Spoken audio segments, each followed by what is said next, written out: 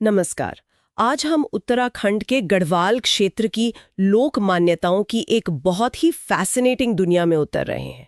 हमारे पास धन सिंह देवता, गढ़वाल के रक्षक से जुड़े कुछ दिलचस्प अंश हैं और इनके सहारे हम आज जानेंगे कि ये रहस्यमयी लोक देवता आखिर हैं कौन और क्यों लोग इनमें इतनी गहरी आस्था रखते हैं।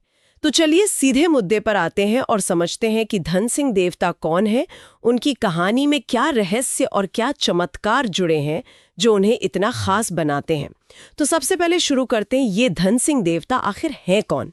हाँ, देखिए, ये समझना जरूरी है कि ये कोई पौराणिक ग्रंथों वाले देवता नहीं है जैसे हम शिव या विष्णु जी के बारे में पढ़ते हैं। ये एक लोक देवता हैं, मतलब ऐसे देवता जिनकी पूजा और मान्यताएं किसी खास इलाके या समुदाय तक ही ज्यादातर सीमित होती हैं। अच्छा, लोक देवता। जी, और इनकी कहानियां, इनकी मान्यताएं, ये सब पीढ़ी दर पीढ़ी मौखिक रूप से ही ज्यादातर आगे बढ़ी हैं। धन सिंह देवता की पूजा मुख्य रूप से गढ़वाल के टिहरी, उत्तरकाशी और रुद्रप्रयाग जैसे इलाकों में होती है। और वहां इन्हें गांवों का रक्षक देवता माना जाता है। रक्षक देवता, ये तो काफी महत्वपूर्ण भूमिका हुई। और मैंने सुना है कि इनके प्रकट होने का तरीका भी बहुत अनोखा है। बिल्कुल, ये एक बेहद दिलचस्प बात है इनके बारे में। इन्हें स्वयंभू माना जाता है। स्वयंभू? हाँ, स्वयंभू यानी ये खुद प्रकट हुए हैं। ऐसा माना जाता है कि किसी ने इनका मंदिर नहीं बनवाया या इनकी कोई मूर्ति गढ़ी नहीं है। अरे जा! अक्सर इनकी पूजा प्राकृतिक रूप से मिले पत्थरों या चट्टानों के रूप में होती है, जिन्हें ही देवता का स्वरूप मान लिया जाता है। अच्छा। और ये बात कहीं न कहीं उन स्थानीय लोगों के प्रकृति के साथ जो गहरा जुड़ाव है, उसे भी दर्शाती है। सही बात है। स्वयंभू, प्रकृति से जुड़ाव, यहाँ से कहानी और भी ज्यादा रहस्यमयी होती जाती है। सुना है इनसे जुड़े कई ऐसे किस्से हैं जो आज भी लोगों को हैरान करते हैं। हाँ, बिल्कुल। कई मान्यताएं हैं जो आज भी बहुत प्रबल हैं। जैसे एक विश्वास है कि धन सिंह देवता रात में एक सफेद घोड़े पर सवार होकर अपने पूरे क्षेत्र का निरीक्षण करते हैं। रात में? जी, घोड़े पर? जी, गांव की रक्षा के लिए पहरा देते हैं।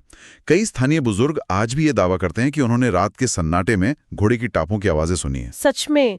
ये सुनने में तो बड़ा रोमांचक लगता है। एक सुरक्षा का एहसास भी देता होगा लोगों को। बिल्कुल, एक अजीब सा रोमांच और सुरक्षा का एहसास। अच्छा, ये तो हुई उनकी रहस्यमयी उपस्थिति की बात। और इनके न्याय के बारे में भी कुछ खास बातें सुनने को मिलती हैं? हाँ, जी हाँ।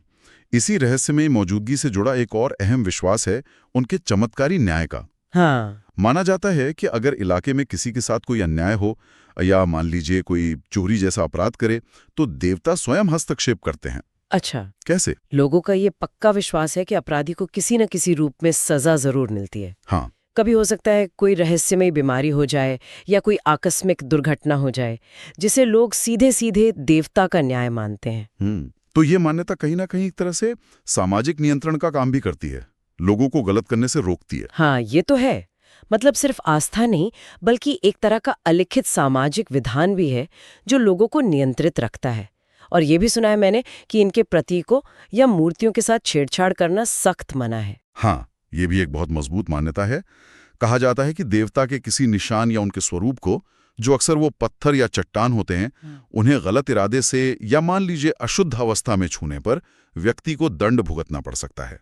कैसा दंड? जैसे कोई मानसिक अस्थिरता आ जाए या कोई और शारीरिक परेशानी। ये चीज देवता के प्रति गहरे सम्मान और एक तरह के भय मिश्रित श्रद्धा को दिखाता है। भय और श्रद्धा का मिश्रण। जी, और इसी श्रद्धा का एक और रूप हमें उन वार्षिक मेलों में भी दिखता है जो देवता के नाम पर आयोजित होते हैं। इन मेलों में दूर दूर से लोग मन्नतें मांगने आते हैं, अपनी आस्था प्रकट करते हैं। हाँ, मेले तो भारतीय संस्कृति का अहम हिस्सा है। बिल्कुल, और ये आयोजन सामुदायिक एकता का भी एक बड़ा प्रतीक बनते हैं। इन सब मान्यताओं और रहस्यों के बीच इनकी उत्पत्ति के बारे में क्या कहानियां प्रचलित हैं? क्या कोई एक ही कहानी है या अलग अलग है? अच्छा, ये भी दिलचस्प बात है कि उत्पत्ति को लेकर कोई एक सर्वमान्य कहानी नहीं है, बल्कि कई अलग अलग लोक कथाएं सुनने को मिलती हैं। अच्छा, जैसे कि? हाँ, एक कहानी के अनुसार धन सिंह कोई प्राचीन वीर योद्धा या शायद किसी राजा के सैनिक थे, जो लड़ते हुए वीर गति को प्राप्त हुए और फिर अपनी वीरता और बलिदान के कारण देवता के रूप में पूजे जाने लगे। एक वीर योद्धा की कहानी? जी। दूसरी तरफ एक और कथा है जो उन्हें कोई साधारण मनुष्य मानती ही नहीं। वो कहती हैं कि ये सीधे देवदूत या किसी दिव्य शक्ति का ही अंश थे जिन्हें धरती पर लोगों की रक्षा के लिए ही भेजा गया था। अच्छा, एक वीर योद्धा और एक देवदूत, ये तो काफी अलग-अलग विचार हुए। इन अलग-अलग कहानियों का क्या मतलब हो सकता है? क्या दर्शाती हैं ये? देखिए, ये विभिन्न कथाएं असल में दर्शाती हैं कि लोक परंपराएं कैसे समय के साथ विकसित होती हैं और कैसे अलग-अलग समुदाय अपने मूल्यों, जैसे किसी के लिए वीरता महत्वपूर्ण है, किसी के लिए दैवीय कृपा, तो उन मूल्यों के हिसाब से कथाओं को अपनाते हैं या बदलते हैं। ये सब मौखिक इतिहास का हिस्सा हैं। इनके कोई ठोस ऐतिहासिक प्रमाण खोजना तो मुश्किल है, पर स्थानीय समाज में इनका महत्व रत्ती भर भी कम नहीं होता।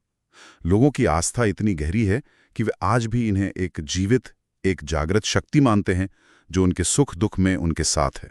तो कुल मिलाके अगर हम समझें तो धनसिंह देवता गढ़वाल के लिए एक रक्षक हैं, एक स्वयंभू शक्ति हैं, जिनका अस्तित्व रहस्य में डूबा हुआ सा लगता है, जिनका न्याय चमत्कारी माना जाता है और जिनके प्रति लोगों की आस्था बिल्कुल अटूट है और ये विश्वास पीढ़ी दर पीढ़ी जीवित है। बिल्कुल सही कहा आपने। और इन लोक देवताओं से जुड़ी जो मान्यताएं हैं, वे हमें सिर्फ कहानियों से कहीं ज्यादा बताती हैं। ये उस समाज की सोच, उनके डर क्या हैं, उनकी ज़रूरतें क्या हैं, जैसे सुरक्षा और न्याय की ज़रूरत, और उनके मूल्य क्या हैं, इनको समझने का एक बहुत अच्छा जरिया है। हाँ, ये बात तो सोचने वाली है। और ये हमें सोचने पर मजबूर करता है कि आज के इस आधुनिक दौर में भी प्रकृति और अलौकिक शक्तियों में विश्वास कैसे कई समुदायों के जीवन को एक आधार देता है, उन्हें उम्मीद और एक तरह का आश्वासन देता है, खासकर शायद उन जगहों पर जहां व्यवस्था की पहुंच उतनी गहरी न हो। सही बात है। ये हमें याद दिलाता है कि विश्वास के कई रूप होते हैं और वो इंसानी समाज के लिए कितने गहरे मायने रख सकते हैं।